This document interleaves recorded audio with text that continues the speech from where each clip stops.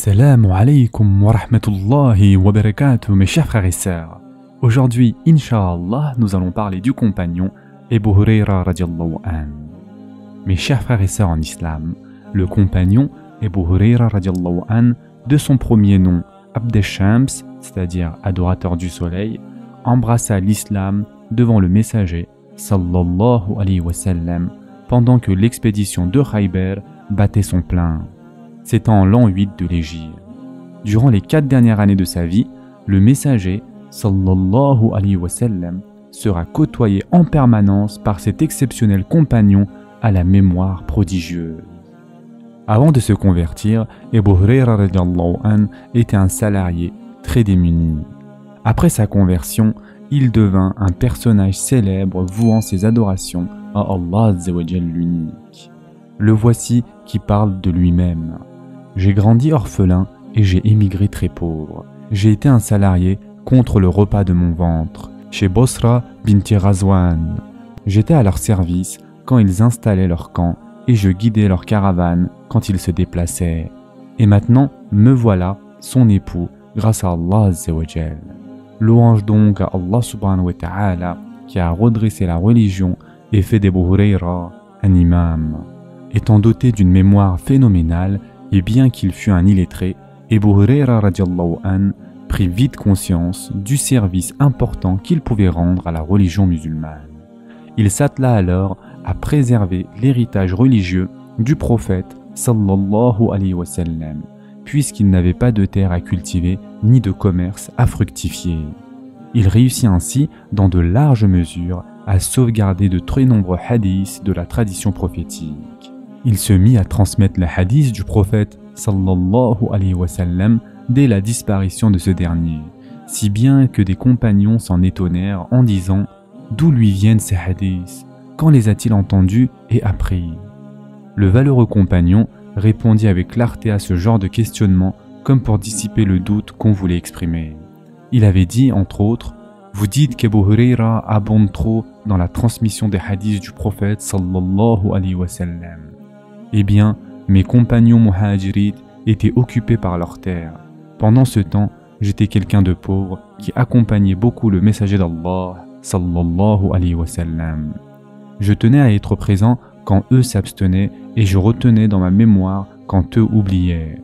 Et puis le prophète sallallahu alayhi wa sallam nous a dit un jour « Celui qui étale son habit jusqu'à ce qu'il écoute mon hadith puis le retire à lui, celui-là n'oubliera plus rien de ce qu'il aura entendu de moi. » J'ai alors étalé mon habit et il m'a dit des hadiths, puis j'ai retiré mon habit à moi.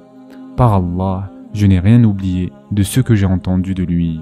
De plus, je ne vous aurais rien rapporté des hadiths du prophète sallallahu alayhi wa sallam si ce n'était ce verset coranique dans lequel Allah azza wa jalla dit « Certes, ceux qui cachent ce que nous avons fait descendre en fait de preuve et de guide, après l'exposé que nous en avons fait aux gens, dans le livre, voilà ce qu'Allah maudit et que les maudisseurs maudissent. » Surat al-Baqarah, verset 159.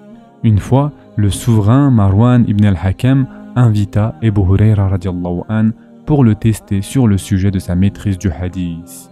Il le fit asseoir à côté de lui, tandis qu'un secrétaire se tenait caché et écrivait tous les hadiths dits par Abu Hurayra radiallahu anhu. L'année suivante, Marwan l'invita de nouveau et l'interrogea sur les hadiths. Abu Hurayra radiallahu anhu n'en avait pas oublié le moindre mot. Abu Hurayra radiallahu anhu avait d'ailleurs dit de sa personne « Aucun compagnon du messager d'Allah ne rapporte de hadith plus que moi, à l'exception de Abdullah ibn Amr ibn al-As. Celui-ci écrivait alors que moi, je ne sais pas écrire. » En outre, Abu Hurayra radiallahu anhu était, ainsi que sa famille, un adorateur assidu. Lui, sa femme et sa fille se répartissaient la nuit en prière. Chacun priait un tiers de la nuit, de telle sorte que leur maison ne connut point d'interruption de rappel d'Allah azza wa jalla. Par ailleurs, lorsqu'il embrassa l'islam, il fut très soucieux du destin de sa mère qui refusait de se convertir, si bien qu'il s'en plaignit au prophète sallallahu alayhi wa sallam. Écoutons-le plutôt. Je suis allé trouver le messager sallallahu alayhi wa sallam, les larmes aux yeux pour dire « Ô messager d'Allah, j'ai tant appelé Abu Hurayra à l'islam, mais elle refusait à chaque fois. Aujourd'hui je l'ai appelée, alors elle m'a fait entendre sur toi des propos que je déteste. Invoque donc Allah pour qu'il la guide à l'islam. Le messager, sallallahu alayhi wa sallam, a dit par conséquent, ô Allah, guide Abu Hurayra. Je suis sorti en pressant le pas pour aller lui annoncer la bonne nouvelle de l'invocation du messager, sallallahu alayhi wa sallam. Quand je suis arrivé, j'ai trouvé la porte fermée, puis j'ai entendu le clapotement de l'eau. Et elle m'a dit, reste à ta place, Abu Hurayra. Puis elle a mis son habit et porté précipitamment son khimar, avant de sortir en disant, j'atteste qu'il n'est de Dieu qu'Allah, comme j'atteste que Mohammed est son serviteur et son messager. Durant le califat de Omar ibn al-Khattab radiallahu an, Abu Hurayra radiallahu an occupa le poste de gouverneur du Bahreïn, mais pour une durée déterminée, durant laquelle il put constituer quelques biens personnels. Laissons-le raconter l'entretien qu'il avait eu à Médine avec le calife. Omar m'a dit, ennemi d'Allah, ennemi de son livre, as-tu osé voler le bien d'Allah? J'ai dit, je ne suis ni l'ennemi d'Allah, ni l'ennemi de son livre, je suis plutôt l'ennemi de leurs ennemis, et je ne suis pas celui qui vole le bien d'Allah. Il a dit, alors d'où as-tu les 10 000? J'ai dit, ce sont des chevaux qui se sont reproduits, des dons qui se sont succédés du ciel. Omar a dit, verse-les alors au trésor public. Abu Hurayra radiallahu an accepta de les verser, puis leva les mains au ciel et dit, ô Allah, pardonne à l'émir des croyants. Quelque temps après, Omar radiallahu an proposa le poste à Abu Hurayra radiallahu an. Ce dernier refusa. Comme Omar radiallahu an demanda pourquoi, Abu Hurayra radiallahu an répondit, pour qu'on n'insulte pas mon honneur et qu'on ne prenne pas mon bien. Ainsi vécut Abu Hurayra radiallahu an et ainsi il mourut.